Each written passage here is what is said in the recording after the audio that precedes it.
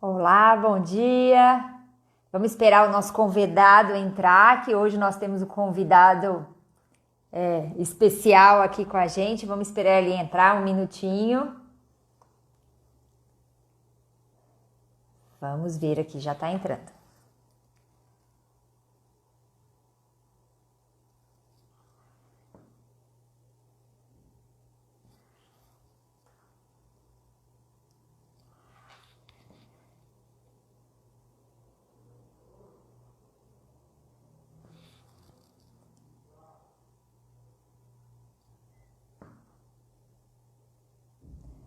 Ai, ai, ai, demora um pouquinho, já vai entrar.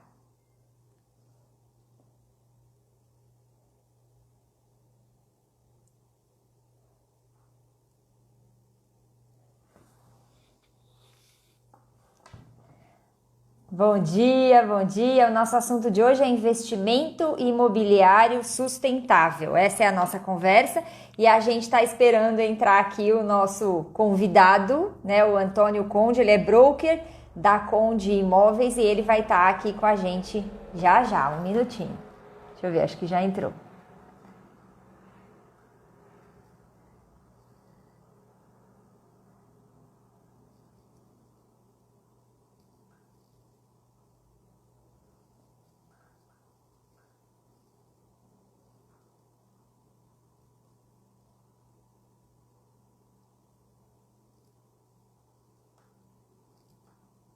Sim.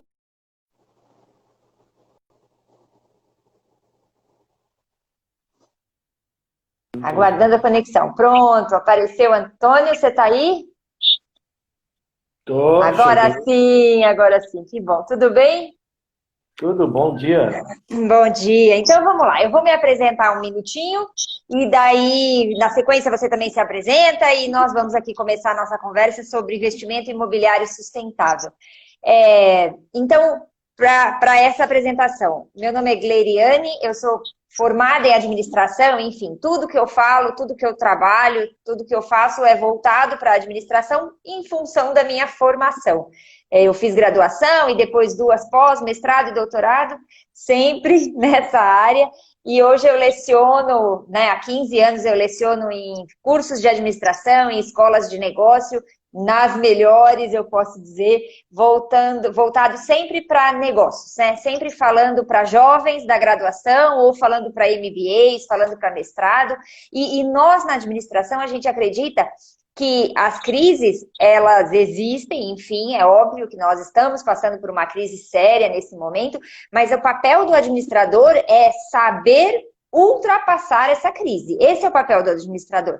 A gente não faz faculdade, a gente não estuda graduação, pós-graduação para reclamar, né? Para aprender que, olha, estamos com dificuldade, olha, o PIB caiu, nossa, o mundo... Não é isso.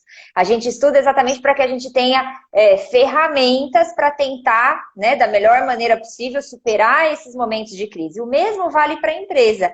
Muitas vezes nem é uma situação de crise e a empresa está desatualizada, aquele produto está ficando obsoleto, porque o comportamento do consumidor está mudando, enfim. E aí, de novo, o papel do administrador é reinventar aquele negócio.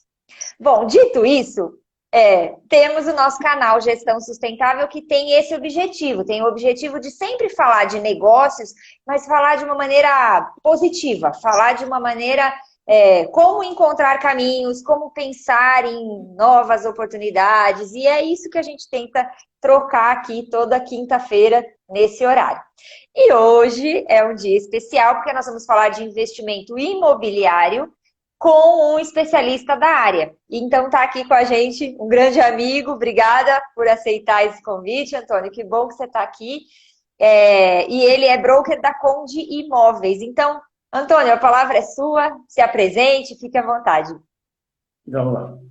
Muito bem. O meu nome é Antônio Conde, né? Eu comecei no mercado imobiliário em 1991. Desde aquela época, existe crise em todos os setores e o mercado imobiliário passa sempre por algum tipo de conturbação, fruto do que acontece na política. A política brasileira é muito confusa, né? E isso acaba gerando dificuldades em todos os setores. Mas o mercado imobiliário, de uma forma geral, a tendência nos últimos 30 anos é que ele vem melhorando. Quando eu entrei no mercado, o mercado não tinha financiamento imobiliário. Naquela época, você juntava alguns patrimônios seus para poder fazer parte do pagamento daquele imóvel. Foi na época que você tinha linha telefônica que tinha valor, você tinha carros, então você muitas vezes, para comprar seu primeiro imóvel, você juntava a casa não, carro, a linha telefônica, mais algum dinheiro, e ainda financiava, na maioria das vezes, o próprio vendedor, né, que te permitia pagar em 10, 20, 30, 40 vezes através de notas promissoras. Só que o mercado foi crescendo. Em 2005, mais ou menos, no mercado brasileiro, a gente viu experiência fora do Brasil, em particular nos Estados Unidos, que o Brasil tem uma proximidade de mercado imobiliário com o mercado, com as instituições que regem o sistema imobiliário nos Estados Unidos. Então, a gente viu financiamento baixo, valores baixos, uma facilidade muito grande em relação àquele que queria comprar um imóvel e não tinha recursos, poder ter, através das instituições financeiras lá, essa facilidade. Eu lembro que em 2005, chegou um grande banco no Brasil e falou assim, olha, nós vamos começar a financiar imóvel, 20 anos, valor fixo. Ali foi uma novidade. Tudo bem, a taxa de juros era 20%, 21%, mas foi uma grande novidade. Isso foi se desenvolvendo, a concorrência começou a entrar e chegou a um ponto, em 2014, 2015, nós tínhamos mais ou menos uma taxa de 7%, 8% já nos grandes bancos. E hoje você tem, depois dessa crise, porque o mercado imobiliário sofreu uma crise de 2014 até o começo, meio de 2018, não porque não tivesse recursos, não porque o financiamento fosse caro. Ele viveu uma crise fruto da insegurança política. Tá? Você não sabia se ter emprego, você corria o risco de ser demitido. Então, essa situação realmente causou muita dificuldade para quem queria ter um imóvel. E isso se estendeu para 2019, mesmo as taxas caindo a patamares que nunca existiram. Você ainda continua tendo uma insegurança relativa a vou trocar meu imóvel, vou pegar um financiamento, você se sente no risco. Isso é muito ruim. Mas o mercado imobiliário continua sendo uma ótima opção e ele, nesse momento, vive uma novidade, fruto da pandemia, e é realmente muito interessante. Você tem vários tipos de investimento para você poder aplicar o seu dinheiro. Sempre é interessante, principalmente num país como o Brasil, que vive tanta turbulência, você aplicar os seus recursos em um, dois, três segmentos. Tá? E eu vou falar do mercado imobiliário, das novidades que nós temos a partir de agora, fruto da pandemia. Tá, a minha pergunta era essa, então. Você falando de mercado imobiliário, eu ia te perguntar como é que o mercado tem se comportado, mas falando de investimentos, né? Investimento imobiliário, como os investimentos têm se comportado agora, nesse momento que nós estamos passando? E eu ia te perguntar o que você está vendo, então. O que mudou? O que você está vendo em relação a investimentos? Eu pergunto isso porque muita gente... às vezes está saindo das empresas, né? A gente está vendo um processo de demissões, e aí tem pessoas com anos de casa saindo das empresas com algum dinheiro na mão, levantando dinheiro do fundo de garantia, enfim. Como está o mercado de investimentos imobiliários? Essa é a pergunta, neste momento. Vamos lá. O mercado imobiliário ele continua nas mesmas passos. Aquela euforia que existiu, em particular em São Paulo, há cerca de 8 anos atrás, principalmente por imóveis de lançamento, essa euforia diminuiu. Né? Mas quem casa quer um imóvel, quem precisa crescer porque tem um dormitório só, já tem 2 filhos, ou tem 2 dormitórios, tem um segundo filho, quer um imóvel, essas pessoas precisam de imóvel. Da parte de investimento imobiliário, para quem tem recurso hoje, e busca um investimento imobiliário, e essa busca não se faz para a própria residência da pessoa, o mercado de aluguéis cresceu bastante. Por conta da insegurança de um financiamento a longo prazo e do risco que ocorre de não ter recursos, de ser demitido, os imóveis sofrem retomada, a busca pela locação tem sido muito grande. Principalmente entre jovens de 25 e 35 anos, eles estão buscando um imóvel com um ou dois dormitórios. O ideal que eles procuram são os dois dormitórios, uma faixa de valor, custo total de R$ 3.000. Essas opções, elas, na verdade, elas são muito pequenas nesse momento. Então, há muita busca. O que mais a gente percebe que seria realmente interessante para quem quer investir é investir nesse tipo de produto. Os prédios mais procurados hoje, eles têm dois itens fundamentais na procura da locação. Primeiro, um apartamento, um imóvel arrumado, de preferência com mobília branca, ou seja, armários brancos. É mesmo? É interessantíssimo isso. Armário tem que ser branco, cozinha branquinha, esses imóveis rapidamente são analisados. Se o prédio tiver a possibilidade de uma academia, também é um item muito procurado.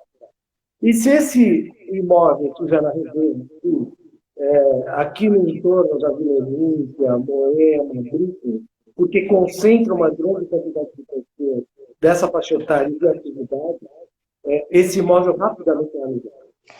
Qualquer um que faça uma pesquisa hoje vai ter dificuldade de encontrar um imóvel nessa condição.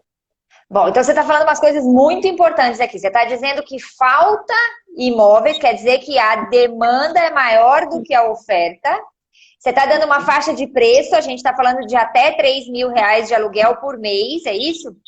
E para quem tem eventualmente um imóvel que está fechado, mas ele não está bonito, né? Então você recomendaria uma reforma.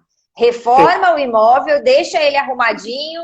Se for colocar móveis ou se for, né, às vezes atualizar os móveis, dê preferência para móveis brancos, é isso?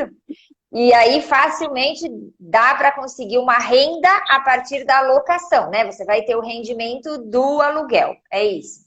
Não bastasse você ter rendimento do aluguel, você tem também a possibilidade daquele imóvel, fruto da localização, ter um crescimento de 1, 2, 3, 4, 5%. Olha que coisa interessante. O bairro de Moema tem um histórico. Num determinado domingo, uma agência do Banco do Brasil, na Avenida Ibirapuera, foi tapumada e escreveram obras do metrô. No dia seguinte, aquela semana, os imóveis simplesmente dobraram de preço mesmo. Foi ali que deu a grande subida de valor. Depois havia um equilíbrio, um certo patamar foi retomado. Mas isso foi realmente um grande diferencial. Hoje, o bairro do Brooklyn, por conta de 2, 3 estações entre Moema, Brooklyn e Campo Belo, tem uma procura muito grande. Porque as pessoas podem morar ali e podem transitar pelo metrô para o seu trabalho. Então, e além de um detalhe muito interessante, o fluxo de bicicletas nessa região para trabalho, por exemplo, o Google está instalado na Avenida Faria Lima. Ele tem, além de vestiário, de estacionamento para bicicletas. Então, muita gente mora na região e vai de bicicleta trabalhar ali. Fora as empresas que tem no mesmo prédio, que também se utilizam no recurso para bicicleta. Então, essa é uma grande novidade.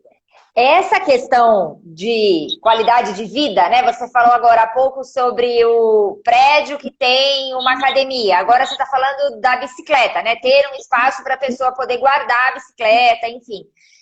Isso também pode ser um insight para o próprio síndico do prédio, né? Eventualmente, às vezes, um prédio um pouquinho mais antigo, ele pode ter uma repaginada a partir da criação desses espaços. Então, isso pode valorizar o imóvel também? Se o síndico, se o prédio investir nesses novos serviços. Bastante. Agora, tem uma grande novidade, que é o caso da pandemia. Olha que coisa interessante. No passado, a gente via os coworking, via as atividades domésticas em outros lugares, mas os empresários do Brasil têm muita dificuldade de arriscar. Eu vou mandar todo o meu pessoal para casa e vou fazer um plano. Eu nunca ouvi que alguém tenha feito isso. Por conta da pandemia, esses funcionários deixaram de vir para as empresas e ficaram em casa. Em um determinado momento, a atividade teve que retomar.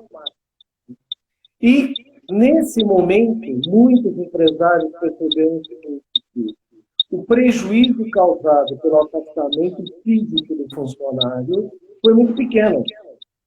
Então, algumas empresas já estão desmontando grandes escritórios para ter os seus funcionários na própria casa, aliviando o sistema de transporte público, que tem muita precariedade, aliviando 1, 2 horas desse funcionário que pode ficar em casa, pode ter uma proximidade maior com a família, e fazendo com que, em alguns momentos da semana ou da quinzena, haja uma reunião física para não perder o vínculo. Tá? Então, isso tem sido uma grande novidade. Com isso, veio uma nova perspectiva para o mercado imobiliário. Imóveis mais afastados dessa região principal do mercado de trabalho, né? Onde essa pessoa possa ter áreas maiores, condomínios ou loteamentos, tanto de casas como de apartamentos, com espaços comuns maiores, praças, quintais, áreas de caminhada, e com duas coisas importantes nos imóveis. O primeiro deles é um espaço para home office, que não seja no quarto ou na sala, né? Um espaço próprio para isso. E o segundo, a ampliação da cozinha. Então, veja, aqui na nossa região do Brooklyn, lá, você tem uma quantidade de imóveis que foram entregues, com 28, 33, 45, 50 metros, cuja cozinha é simplesmente aquele balcão de hotel. Então, hoje, o que esse usuário está buscando?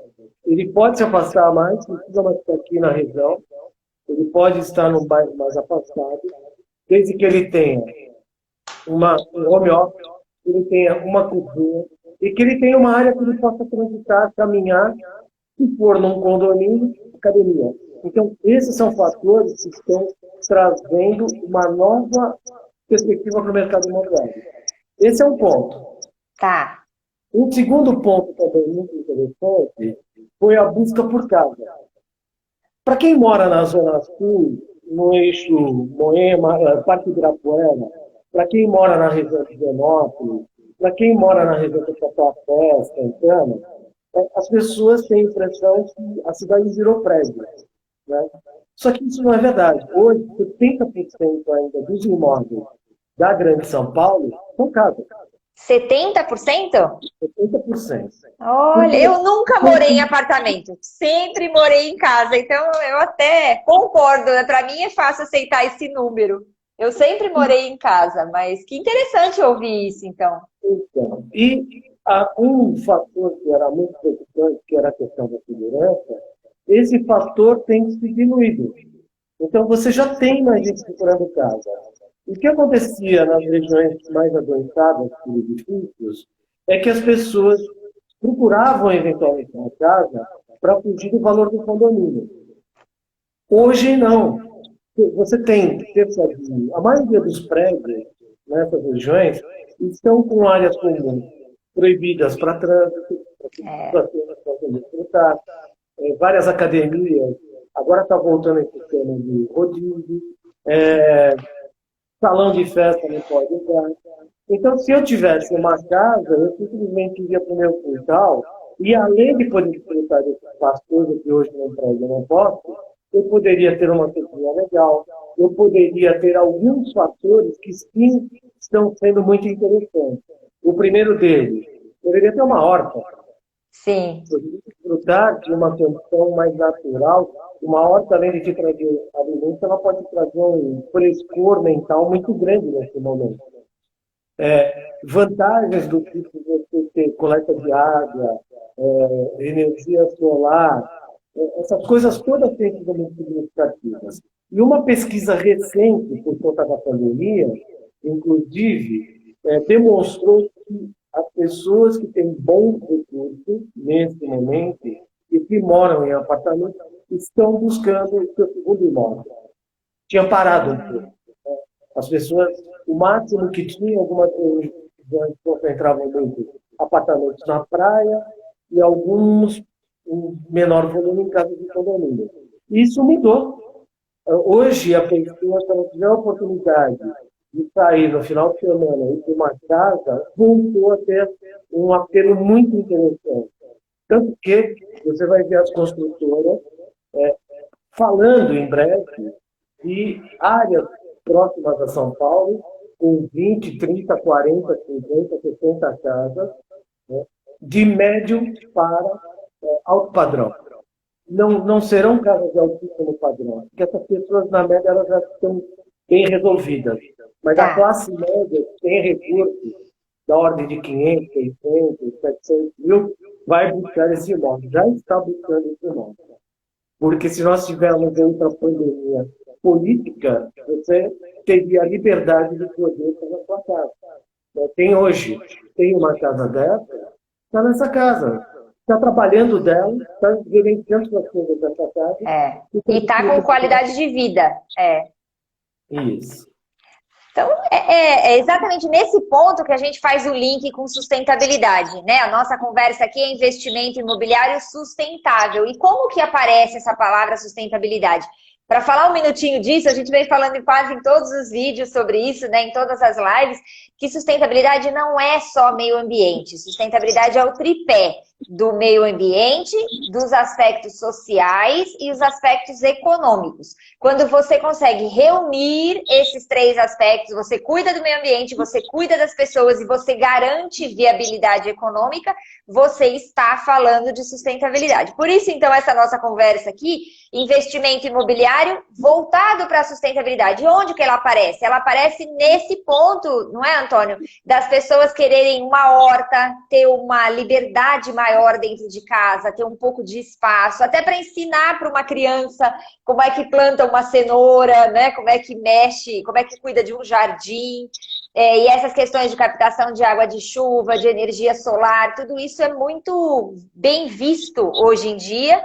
E por isso aparece sustentabilidade aqui na nossa conversa. Na sua experiência, você tem visto realmente, então, Antônio, um interesse de investimentos com esse tipo de estrutura?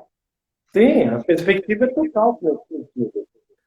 As construções no formato padrão, mais populares, mesmo essas peças, têm tido busca de algum diferencial. Antigamente se fazia caixote e entregava o caixote. Hoje você vai entregar um imóvel, mesmo no projeto Minha Casa Minha Vida, você já pensa em arquitetura, você já pensa em sustentabilidade, você pensa em alguma coisa a mais.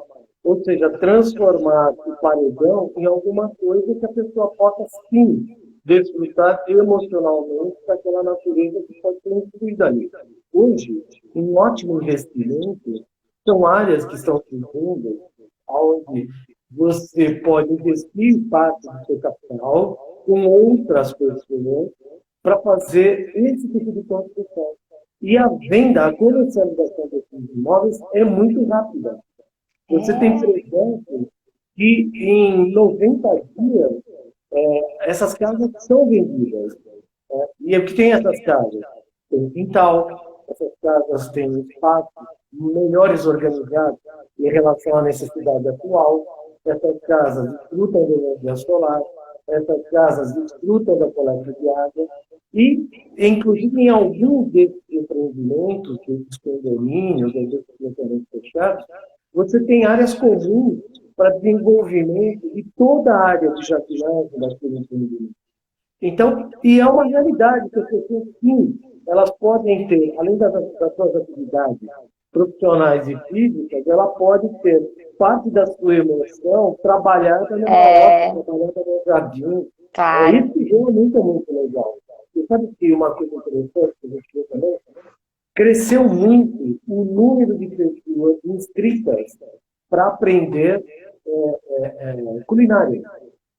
Essas pessoas querem espaço para poder desenvolver o seu pão, o seu queijo, seus produtos de uma forma de consumo próprio, e buscam locais onde possam desfrutar, de repente, de algum componente, ingrediente natural, feito por ele mesmo, um tempero. Né? Isso realmente é muito legal. Essa procura, ela é engraçado, né? Coisas que as pessoas queriam fazer e não tinham coragem, talvez, de fazer. A pandemia obrigou. E nesse sentido, Antônio, quem cozinha, né, quem prepara um alimento em casa, é claro, não nesse momento, mas também é uma tendência a receber mais amigos em casa, não é isso? Eu, que não sou da área, tenho observado nos últimos anos, assim, várias famílias, né, vários colegas que mudaram-se para apartamentos que têm varanda gourmet, né, que tem um espaço melhor, assim, para receber. Ao invés de nos encontrarmos em restaurantes, em pizzarias, a gente se encontra em casa. Muitas vezes até para fazer a pizza em casa, para preparar o alimento em casa. Então tem uma questão social aí também. É verdade? Você confirma isso? É uma Sim, tendência? sim, porque tem uma outra coisa que é bem interessante. Nós podemos falar, como estamos falando agora, você está num local, eu estou em outro local. Você pode falar no seu ambiente profissional, no seu ambiente filosófico, religioso, você pode falar nessa questão. Mas a presença física, o contato físico, ele é importante. Né? Nós não podemos simplesmente imaginar que a gente virou monge budista na nossa caverninha e vendo o mundo, mas não participando dele. A troca de energia, a presença é muito importante. Só que você pode fazer agora de uma forma melhor. Né? Não precisa ser tão estressante, com deslocamentos confusos no dia a dia. Né? Eu tenho certeza que você fica um mês sem ver alguém, né, do teu ambiente de trabalho, da tua escola, na faculdade, mas no momento que você tem a possibilidade de encontrar essas pessoas, é muito legal. Né? E É. muitas barreiras vão ser quebradas com cada dia mais. Então, porque você também vai ficar um pouco mais humano. O fato de É. você acordar, estar na tua casa, fazer o teu trabalho, conviver com o teu filho, conviver com a tua família, vai te deixar um pouco mais humano. Né? E sem aquele estresse, de se deslocar, de chegar atrasado no trabalho, e bom dia por quê? Isso vai realmente. Né? É verdade. Essa é uma grande possibilidade nossa e que a pandemia, que a gente tão aborrecido ficou com ela, É. proporcionou. Se não tivesse isso, a gente não teria agido dessa forma. Exatamente. Então, que bom, Antônio, essa conversa com você. De fato, a gente liga a televisão e só falam os aspectos ruins da pandemia, né? Mas aqui com você a gente pôde ver quanta coisa boa surge com a pandemia, surge e deve permanecer, né, mesmo no pós-pandemia. É importante também, na medida do possível, a gente pensar e falar em investimentos, em prosperidade, em coisas positivas. Não adianta ficar só olhando a taxa de desemprego e a crise. A gente tem que olhar o outro lado, porque esse outro lado existe, não é? Existem pessoas com condições para fazer investimentos, os investimentos estão aí, são de fato boas oportunidades. Então é importante a gente também virar o olhar para estas questões, que é o que a gente está fazendo aqui. É isso, Sim. Antônio? Então, Só para você ter uma ideia, para finalizar, o Brasil tem um déficit registrado de moradia da ordem de 8 milhões. Ok, no Brasil inteiro. Dos 8 milhões, é lógico que a predominância seria para imóveis menores. Mas existe muito mercado para as pessoas poderem investir ao longo dos próximos anos. que bom ouvir você Tá bom? falar isso. É importante a gente pensar nessas questões aí, porque a pandemia vai terminar e a gente precisa construir o pós-pandemia, né? Pensar em alternativas e pensar em alternativas que unam as questões ambientais, sociais, com viabilidade econômica. Então é isso, Antônio. Obrigada pela sua participação, obrigada a todos aí que acompanham a gente. Na quinta-feira que vem, 10h30, estaremos aqui de novo. Antônio, obrigada. Muito obrigado a você. Continue com esse sucesso. Os alunos devem estar felizes, né? Porque estão tendo a oportunidade do pós-aula com vários segmentos que você anda abordando, né? É isso Parabéns. aí. Muito Valeu. obrigada. Obrigado, um abraço a todos. Outro, obrigado.